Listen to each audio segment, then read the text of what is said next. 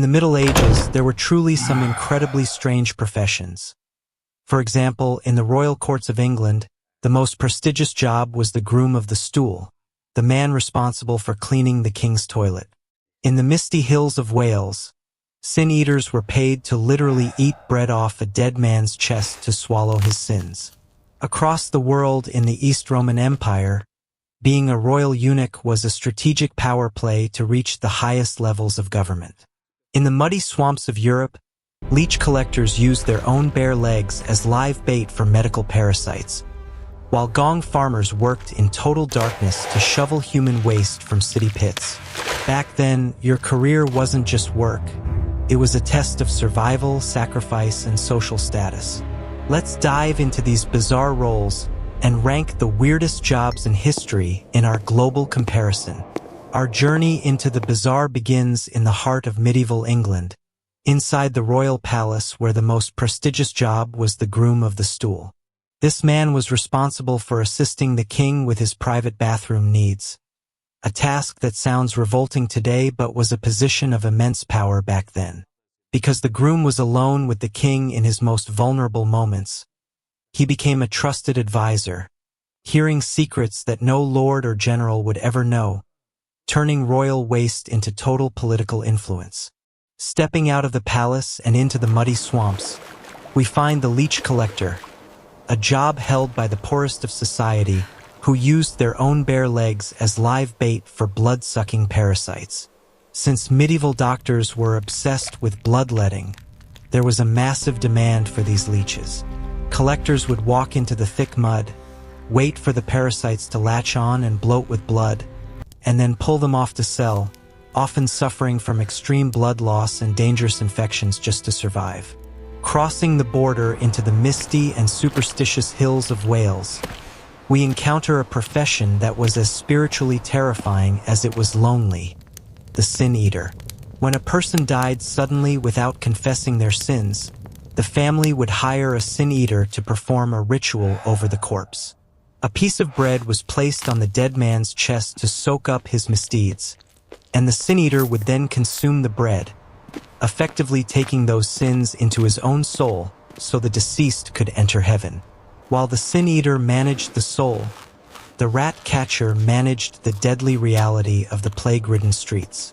Armed with nothing but small traps and their bare hands, these workers hunted the vermin that carried the Black Death through the cramped alleyways of Welsh towns.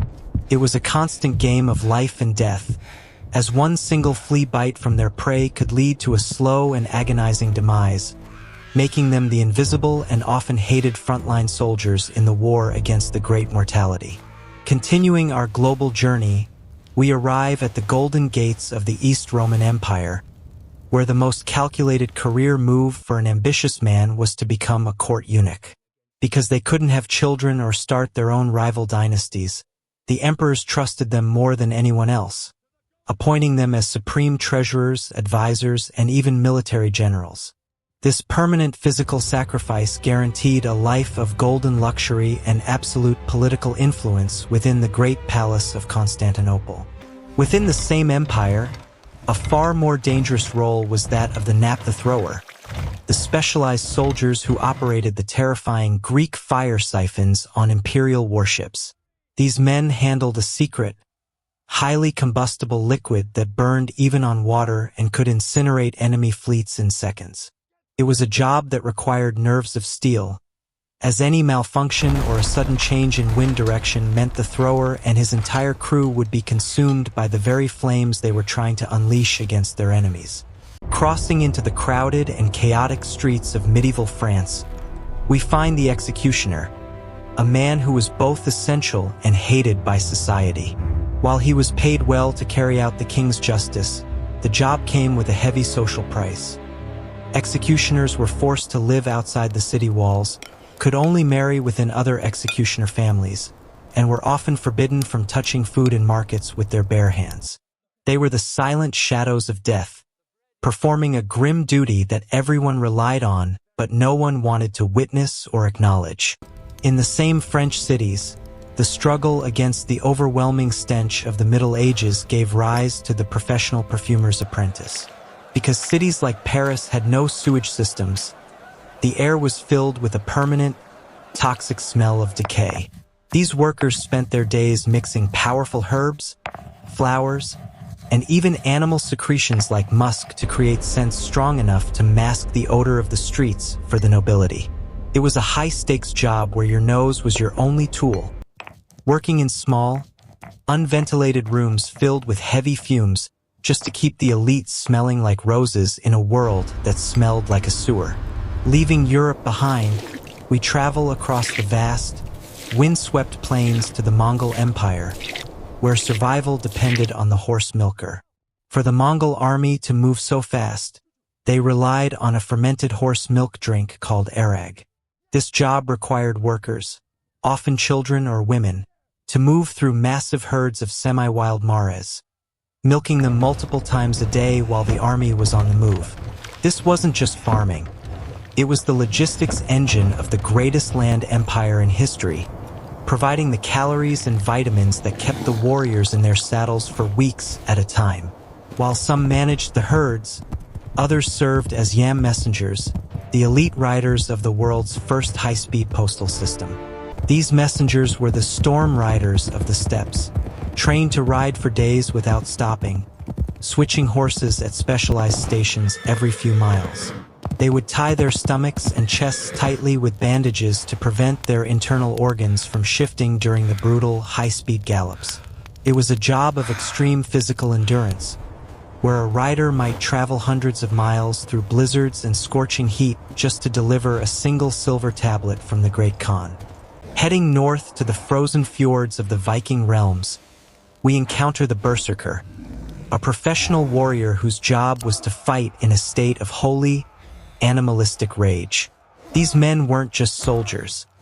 They were seen as spiritual weapons who entered battle without armor, wearing only the skins of bears or wolves. They believed they were possessed by the spirit of Odin, and their role was to break the enemy's spirit through pure, terrifying violence. It was a career of short, explosive brutality where you were expected to die in a blaze of glory to earn your place in the halls of Valhalla. But the Viking world wasn't just about swords. It was also ruled by the skald, the professional poet and keeper of history. A skald's job was to memorize thousands of lines of complex poetry and perform them in the great halls of kings. However, this was a dangerous profession. If a skald insulted a leader in a poem, it could mean instant death. Conversely, their words could grant a warrior eternal fame or social ruin. In a society with no books, the skald held the power of life and death over a person's reputation, making them the most feared and respected intellectuals of the North. Heading east to the disciplined world of Imperial Japan, we encounter the Otomo Shu, the elite attendants whose job was to literally be the Lord's shadow. Much like the English Groom of the Stool, these men followed the shogun or a high-ranking daimyo everywhere, including into the bathroom and the private bedchamber. Their role was to ensure the Lord was never vulnerable to assassination, making them the ultimate human shield. While it required a total loss of privacy and dignity, it was a job of extreme trust, granting these attendants secret political influence over the most powerful men in Japan. In the same shadows, we find the shinobi, better known today as the ninja, whose professional life was defined by deception and invisibility. Unlike the honorable samurai, the shinobi was a mercenary whose job involved dishonorable tasks like arson, sabotage, and nighttime infiltration. They were masters of disguise, often posing as simple farmers or traveling monks for months just to gather a single piece of intelligence.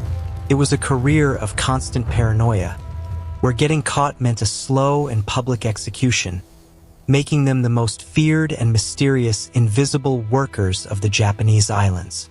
Crossing the ocean to the magnificent and bloody heart of the Aztec Empire, we find the sacrificial priest, a man whose career was dedicated to the literal survival of the sun.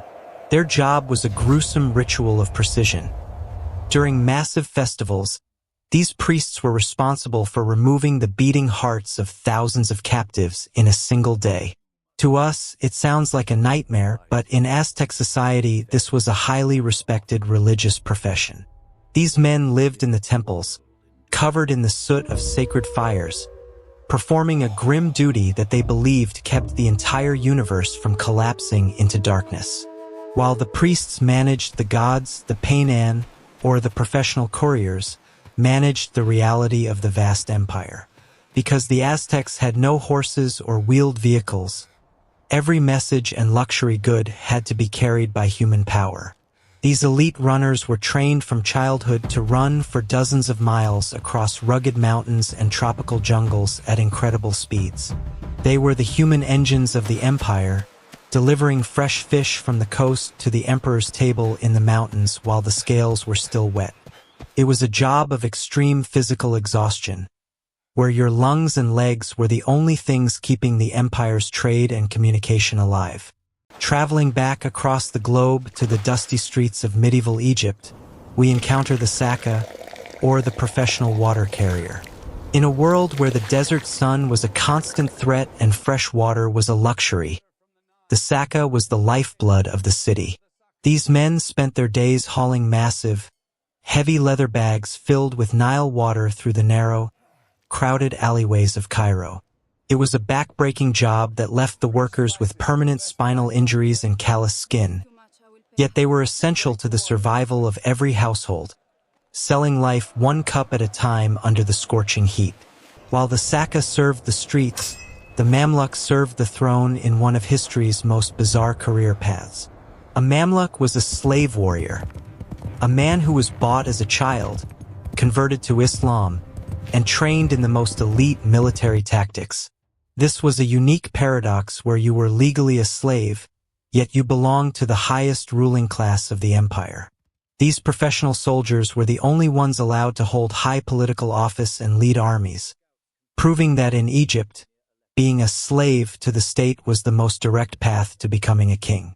It's hard to believe that for centuries, these were the daily lives of millions of people across the globe. Whether it was cleaning royal toilets in England, eating the sins of the dead in Wales, or risking a fiery death on the warships of the East Roman Empire, these professions were a brutal test of survival and sacrifice. But now we want to hear from you. After seeing our global comparison, which of these bizarre jobs terrified you the most? Would you have risked your soul as a sin-eater or your life as a Naphtha-Thrower?